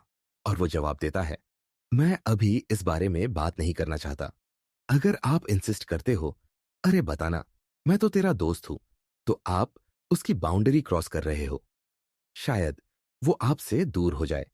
लेकिन अगर आप काल्मली कहो, ठीक है, जब भी तुम रेडी हो, मैं सुनने के लिए यहां हूं, तो आपने उसकी बाउंड्री रिस्पेक्ट की। धीरे धीरे जब वो सेफ फील करेगा, तो खुद आपके पास आकर कहेगा। बाउंड्रीज को रिस्पेक्ट करना कनेक्शन का सबसे सटल और पावरफुल तरीका है, क्योंकि जब आप किसी की नो को एक्सेप्ट करते हो, तो आप इनडायरेक्टली कहते हो, तुम्हारे पास कंट्रोल है, मैं तुम्हारी पेस पर चलूंगा। और यही एश्योरेंस ओपननेस के लिए सबसे बड़ा ट्रिगर है। एक पावरफुल टेक्निक है परमिशन बेस्ड क्वेश्चनिंग। जब आप सेंसिटिव टॉपिक पर जाना चाहते हो, तो पहले परमिशन लो। एग्जाम्पल, क्या मैं तुमसे कुछ पर्सनल पूछ सकता हूं? या क्या तुम कंफर्टेबल हो अगर मैं इस बारे में पूछूं? ये छोटा सा सवाल सामने वाले को कंट्रोल देता है, और जब इंसान को कंट्रोल मिलता है, तो वो ज्यादा खुलता है। बाउंड्री क्रॉस करने का दूसरा कॉमन तरीका है अजम्पशन बनाना। एग्जाम्पल, किसी ने चुप रहकर सिर्फ कहा, मैं थोड़ा टायर्ड हूं, और आप तुरंत बोल पड़े, पक्का तुम डिप्रेस्ड हो। ये असम्पशन उसकी बाउंड्री क्रॉस कर देता है। उसकी ट्रूथ को आप डिफाइन नहीं कर सकते। रिस्पेक्टफुल तरीका यह होगा कि आप कहो, तुम्हें टायर्ड फील हो रहा है, क्या इसमें सिर्फ फिजिकल एग्जॉस्शन है या कुछ और भी?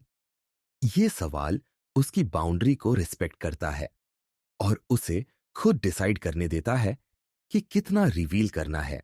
बाउंड्रीज सिर्फ पर्सनल टॉपिक्स तक सीमित नहीं है। बाउंड्रीज टाइम और स्पेस से भी जुड़ी होती है। एग्जाम्पल, आपका दोस्त किसी दिन बहुत बिजी है और आप इंसिस्ट करते हो कि वो उसी वक्त सब कुछ शेयर करे। ये भी उसकी बाउंड्री क्रॉस करना है। कनेक्शन का मतलब सिर्फ जानना नहीं, बल्कि वेट करना भी है। एक और सटल एग्जाम्पल, कभी कभी लोग टेक्स्ट पर शॉर्ट रिप्लाईज देते हैं। इसका मतलब हमेशा ये नहीं होता कि वो आपसे दूर होना चाहते हैं। शायद वो उस मोमेंट पर मेंटली फ्री नहीं है। अगर आप बार बार इंसिस्ट करो, क्यों जवाब नहीं दे रहे, बात क्यों नहीं कर रहे, तो आप उनकी स्पेस क्रॉस कर रहे हो। रिस्पेक्टफुल तरीका यह होगा कि आप कहो, शायद तुम बिजी हो, जब भी फ्री हो बात कर लेना। ये लाइन उनकी बाउंड्री को एक्नॉलेज करती है। बाउंड्रीज रिस्पेक्ट करने का सबसे बड़ा फायदा यह है कि वो ट्रस्ट मल्टीप्लाई कर देती है। जब इंसान देखता है कि आपने उसकी नो को भी एक्सेप्ट किया है, तो उसे लगता है, ये इंसान मुझे पुश नहीं करेगा, मैं जब चाहूंगा तभी खुल सकता हूं। यही सेंस ऑफ सेफ्टी उसे ओपन बनाता है। बाउंड्रीज को इग्नोर करना सिर्फ रिश्तों को कमजोर नहीं करता, बल्कि कई बार उन्हें खत्म भी कर देता है। सोचो, कोई बार बार आपकी पर्सनल चीजों में दखल दे रहा है, आपके फोन में झांक रहा है, आपकी डायरी पढ़ना चाहता है, आपकी प्राइवेसी इन्वेड कर रहा है। क्या आप उस पर भरोसा कर सकते हो? बिल्कुल नहीं। बाउंड्रीज का रिस्पेक्ट रिश्तों की लॉन्जेविटी के लिए उतना ही जरूरी है जितना ऑनेस्टी और ट्रस्ट। एक और इंपॉर्टेंट चीज है अपनी बाउंड्रीज कम्युनिकेट करना। अगर आप अपनी बाउंड्रीज क्लियर करोगे, तो सामने वाला भी सीखेगा कि बाउंड्रीज सेफ और नॉर्मल होती है। एग्जाम्पल, अभी मैं इस टॉपिक पर बात करने के लिए कंफर्टेबल नहीं हूं, लेकिन मैं अप्रिशिएट करता हूं कि तुम सुनना चाहते हो। ये लाइन ना सिर्फ आपकी बाउंड्री क्लियर करती है, बल्कि सामने वाले को भी सिखाती है कि रिस्पेक्ट क्या होता है। बाउंड्रीज का रिस्पेक्ट करना एक तरह से सबसे मेच्योर फॉर्म ऑफ लव है। इसका मतलब है कि आप सामने वाले की पेस, उसकी सेफ्टी और उसके इमोशनल कंफर्ट को अपनी क्यूरियोसिटी से ज्यादा महत्व देते हो। और जब इंसान देखता है कि उसकी सेफ्टी आपकी प्रायोरिटी है, तो वो धीरे धीरे वो बाउंड्रीज खुद आपके सामने नीचे कर देता है। याद रखो, बाउंड्रीज दरवाजे नहीं है जिन्हें जबरदस्ती खोला जाए। बाउंड्रीज खिड़कियां हैं जो धीरे धीरे खुलती है जब हवा और माहौल सेफ लगता है। अगर आप इन खिड़कियों को जबरदस्ती खोलोगे, तो वो बंद हो जाएंगी। लेकिन अगर आप पेशेंटली वेट करोगे, तो वो अपने आप खुलेंगी। क्रॉसिंग द लाइन सिर्फ दूसरों के साथ नहीं, खुद के साथ भी होता है। जब आप खुद अपनी बाउंड्रीज रिस्पेक्ट नहीं करते, जैसे आप हर किसी के सामने अपनी सारी वल्नरेबिलिटीज रिवील कर देते हो, तो आप खुद को अनसेफ बना लेते हो। बाउंड्रीज बैलेंस है, दूसरों की भी रिस्पेक्ट करनी है और अपनी भी। लोग एडवाइस से नहीं, रिस्पेक्ट से खुलते हैं। बाउंड्रीज का रिस्पेक्ट ओपननेस का सबसे बड़ा एक्सेलरेटर है। और अगर आप बाउंड्रीज को समझकर रिस्पेक्ट करना सीख गए, तो आप वो रेयर इंसान बनोगे जिसके सामने लोग नेचुरली खुलते हैं। Chapter 9, whispers of openness. किसी भी इंसान के दिल का दरवाजा अचानक से पूरी तरह खुल नहीं जाता। ये धीरे धीरे छोटे छोटे संकेतों के साथ खुलता है। ये संकेत अक्सर सटल होते हैं, बहुत हल्के, जैसे हवा में कोई धीमी फुसफुसाहट, विस्पर्स ऑफ ओपननेस। इन्हें पहचानना और समझना कनेक्शन बनाने की सबसे गहरी कला है। लोग सीधे बोलकर रेयरली कहते हैं, मैं अब खुलने के लिए तैयार हूं। उनकी रेडीनेस हमेशा इनडायरेक्ट होती है। वो अचानक ज्यादा डिटेल देने लगते हैं, कैजुअल बातचीत में पर्सनल चीजें स्लिप कर देते हैं, या फिर उनकी बॉडी लैंग्वेज सॉफ्ट हो जाती है। ये छोटे सिग्नल्स ही ओपननेस की फुसफुसाहट है। अगर आपने इन्हें नोटिस कर लिया, तो आप सही टाइम पर सही जगह खड़े हो। अगर आप इन्हें इग्नोर कर दोगे, तो शायद वो मोमेंट हमेशा के लिए चला जाएगा। सोचो, आपका दोस्त हमेशा शॉर्ट जवाब देता है, हाँ, ठीक हूं, कुछ खास नहीं। लेकिन एक दिन वो खुद कहता है, आज का दिन थोड़ा अजीब था। ये सिंपल सेंटेंस ओपननेस की पहली विस्पर है। यहां अगर आप कैजुअली टॉपिक बदल दो, तो दरवाजा फिर से बंद हो जाएगा। लेकिन अगर आप सॉफ्टली कहो, अजीब कैसे, तो दीवार में एक और क्रैक आ जाएगा। साइकोलॉजी बताती है कि ओपननेस हमेशा माइक्रो स्टेप्स में आती है। कोई पहले सिर्फ न्यूट्रल बातें शेयर करेगा, फिर धीरे धीरे थोड़ा पर्सनल टच देगा, फिर अंत में असली दर्द बताएगा। इस प्रोसेस को कहते हैं ग्रेजुअल डिस्क्लोजर। हर स्टेप पर वो ये देखता है कि सामने वाला कैसे रिएक्ट करता है। अगर हर बार उसे एक्सेप्टेंस और एम्पैथी मिलती है, तो वो अगले स्टेप पर जाता है। रियल लाइफ एग्जांपल लो। एक लड़की अपनी दोस्त से कहती है, यार, इन दिनों बहुत टायर्ड फील कर रही हूं। उसकी दोस्त कैजुअली कह देती है, अरे सबके साथ होता है। ओपननेस यहीं रुक गई। लेकिन अगर उसकी दोस्त कहती, क्या चीज तुम्हें इतना ड्रेन कर रही है, तो वो धीरे धीरे और बताने लगती। यही डिफरेंस है विस्पर्स को सुनने और इग्नोर करने में। ओपननेस के विस्पर्स बॉडी लैंग्वेज में भी आते हैं। कोई नॉर्मली हमेशा आर्म्स क्रॉस करके डिफेंसिव बैठता है, लेकिन एक दिन वो रिलैक्स्ड होकर बैठता है। कोई यूजुअली आंखें कांटेक्ट अवॉइड करता है, लेकिन अचानक डायरेक्ट नजर मिलाने लगता है। कोई हमेशा हंसी से कवर करता है, लेकिन अचानक सीरियस होकर कहता है, सच कहूं तो। ये सब विस्पर्स है। ओपननेस के विस्पर्स को समझने का पहला रूल है अटेंटिवनेस। आपको कॉन्शियसली नोटिस करना होगा कि सामने वाला किस तरह चेंज कर रहा है। ये चेंजेस सटल होंगे, लेकिन पावरफुल। दूसरा रूल है एनकरेजमेंट विदाउट प्रेशर। जब आप ओपननेस का छोटा सा संकेत सुनते हो, तो जेंटली एनकरेज करो। एग्जाम्पल, कोई कहे, कभी कभी सब बहुत ओवरवेलमिंग हो जाता है। आप कहो, मुझे अच्छा लगा कि तुमने ये शेयर किया, अगर चाहो तो और बताओ। ये जेंटल एनकरेजमेंट ओपननेस को बढ़ाता है। तीसरा रूल है non reactive presence.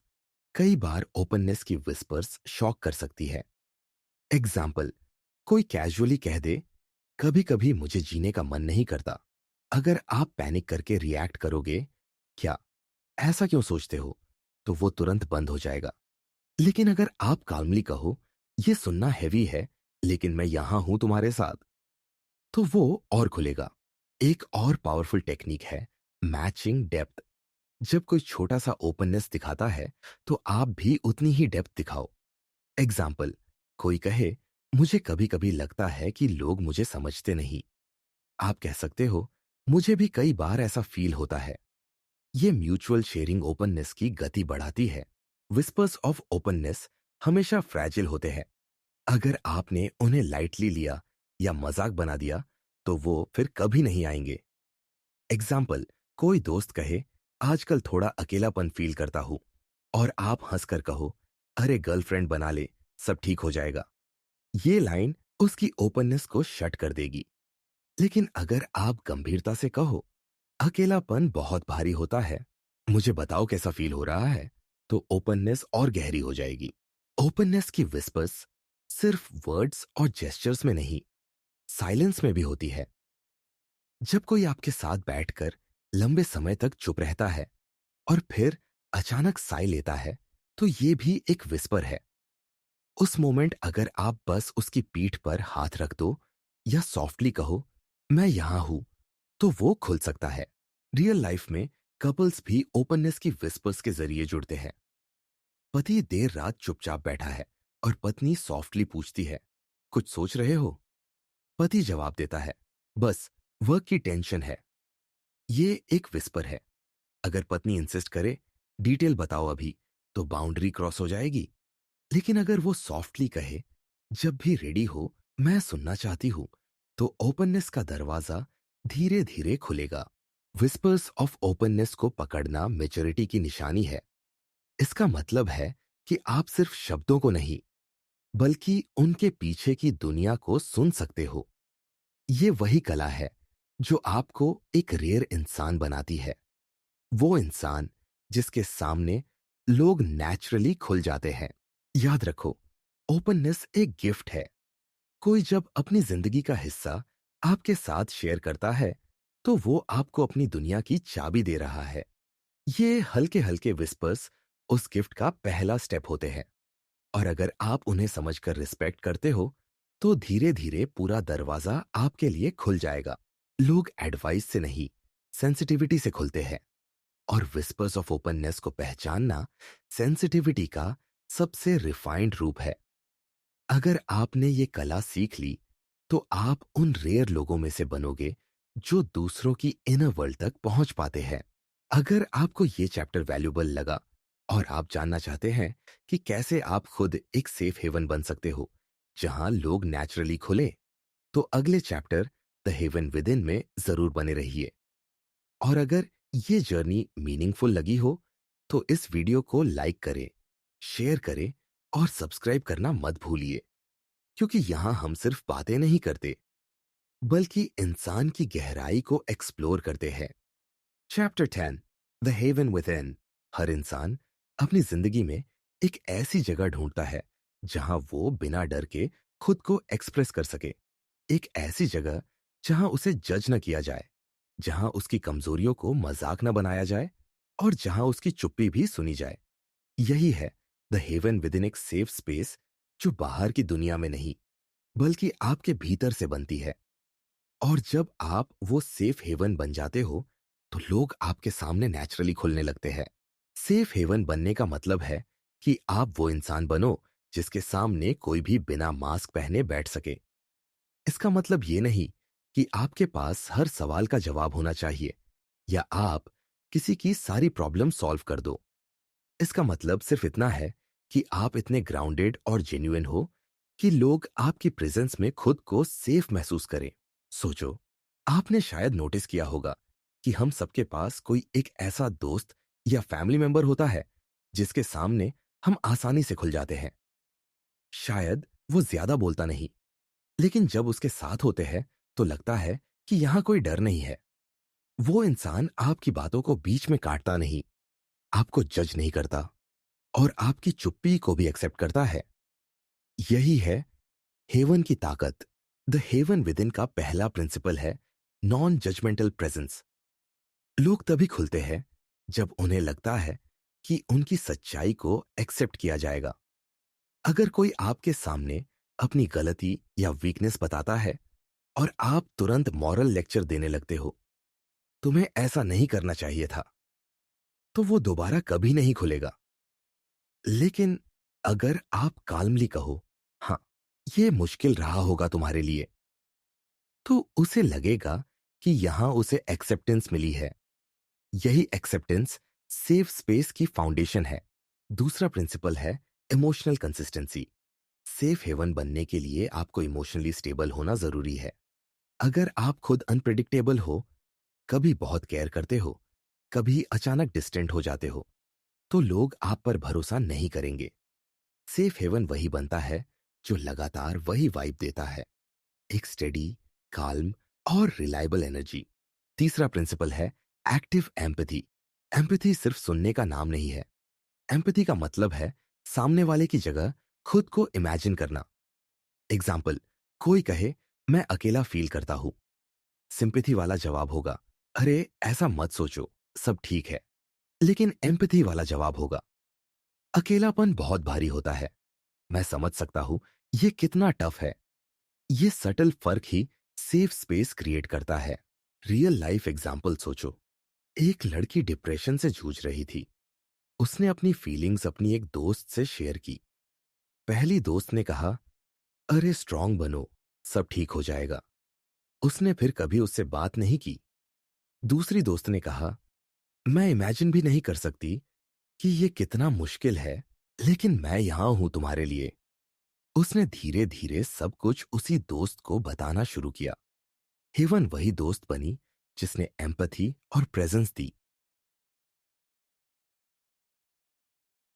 The heaven with in का मतलब सिर्फ दूसरों के लिए सेफ स्पेस बनना नहीं है, बल्कि खुद के भीतर भी सेफ स्पेस बनाना है। जब तक आप खुद अपनी वीकनेसेस और इमोशंस एक्सेप्ट नहीं करेंगे, आप दूसरों के लिए हेवन नहीं बन सकते। अगर आप अपने ही अंदर के डर और शर्म से भागते हो, तो दूसरों की वल्नरेबिलिटी भी हैंडल नहीं कर पाओगे। सेल्फ एक्सेप्टेंस ही हेवन का पहला स्टेप है। एक पावरफुल टेक्निक है रेडिकल एक्सेप्टेंस। जब कोई आपके सामने खुलता है, तो उसकी बातों को वैसे ही स्वीकार करना, बिना तुरंत चेंज करने की कोशिश किए। एग्जाम्पल, कोई कहे, मुझे डर है कि मैं फेल हो जाऊंगा। हेवन वाला रिस्पॉन्स होगा, ये डर जेन्युइन है और मैं समझ सकता हूं कि तुम ऐसा क्यों फील करते हो। हेवन के लिए सबसे जरूरी है कि आप दूसरों की फीलिंग्स को वैलिड माने। सेफ हेवन बनने का मतलब बाउंड्रीज को रिस्पेक्ट करना भी है। हर बात पूछना या हर डिटेल जानने की कोशिश करना सेफ स्पेस नहीं है। सेफ स्पेस वही है जहां इंसान को कंट्रोल मिले कि वो कब, कितना और कैसे खुले। एग्जाम्पल, अगर कोई कहे, मैं अभी इस बारे में बात नहीं कर सकता, और आप जवाब दो, ठीक है, जब तुम रेडी हो, मैं यहां हूं, तो आपने उसकी बाउंड्रीज को रिस्पेक्ट किया और उसे ट्रस्ट करने का रीजन दिया। द हेवन विद इन का असर रिलेशनशिप्स में लाइफ चेंजिंग होता है। कपल्स जो एक दूसरे के लिए सेफ हेवन बन जाते हैं, उनका बॉन्ड बहुत गहरा होता है। पेरेंट्स जो बच्चों के लिए सेफ हेवन बनते हैं, उनके बच्चे कॉन्फिडेंट और इमोशनली स्टेबल बनते हैं। फ्रेंड्स जो एक दूसरे के लिए सेफ हेवन होते हैं, उनके रिश्ते लाइफ लॉन्ग टिकते हैं। सोचो, एक लड़का हर दिन कॉलेज में मास्क पहनकर स्ट्रांग दिखता है, लेकिन जब वो अपने बेस्ट फ्रेंड के पास जाता है तो बिना डर के कह देता है, यार आज सच में टूट गया हूं। वो ऐसा सिर्फ इसलिए कर पाता है क्योंकि उसका दोस्त उसका सेफ हेवन है। वहां कोई जजमेंट नहीं है, सिर्फ एक्सेप्टेंस और एम्पैथी है। सेफ हेवन बनने के लिए आपको 3 चीजें प्रैक्टिस करनी होंगी: पेशेंस, कंपैशन और ऑथेंटिसिटी। पेशेंस मतलब आप वेट करने को तैयार हो। कंपैशन मतलब आप सच में केयर करते हो। और ऑथेंटिसिटी मतलब आप खुद भी मास्क नहीं पहनते। जब ये 3 क्वालिटीज मिलती है तो आपके आसपास एक ऐसी एनर्जी बनती है जिसमें लोग नेचुरली खुलते हैं। याद रखो, सेफ हेवन बनने का मतलब परफेक्ट होना नहीं है। इसका मतलब बस इतना है कि आप जेन्युइनली सुनना और समझना जानते हो। लोग सॉल्यूशंस नहीं चाहते, लोग सेफ जगह चाहते हैं। और अगर आप वो जगह बन गए तो लोग आपको अपनी जिंदगी का सबसे वैल्यूएबल इंसान मानेंगे। लोग एडवाइस से नहीं, सेफ हेवन से हील होते हैं। और अगर आप द हेवन विद इन बन गए तो आप न सिर्फ लोगों को ओपन करेंगे, बल्कि उनकी जिंदगी को भी बदल देंगे। अगर आपको ये पूरी जर्नी वैल्यूएबल लगी, वॉल्स ऑफ साइलेंस से लेकर trust code, echoes of silence, unlocking questions, mirroring, vulnerability, unspoken signals और विस्पर्स ऑफ ओपननेस तक, तो अब आप जानते हो कि किसी भी इंसान को ओपन कराने की असली कला क्या है। और अगर आप इस कला को प्रैक्टिस करते रहोगे तो आप वो रेयर इंसान बनोगे जिसके सामने लोग अपने दिल का बोझ उतारने से नहीं डरते। अगर ये वीडियो आपके दिल को छू गया हो तो याद रखिए, लोग एडवाइस से नहीं, समझ और प्रेजेंस से खुलते हैं। अब आपकी बारी है वो इंसान बनने की जिसके सामने लोग बिना डर के अपना सच कह सके। अगर आपको ये जर्नी वैल्यूएबल लगी हो तो इस वीडियो को लाइक करें, अपने दोस्तों के साथ शेयर करें और चैनल को सब्सक्राइब करना मत भूलिए, क्योंकि यहां हम सिर्फ बातें नहीं करते, बल्कि इंसान की गहराई को एक्सप्लोर करते हैं। अगली बार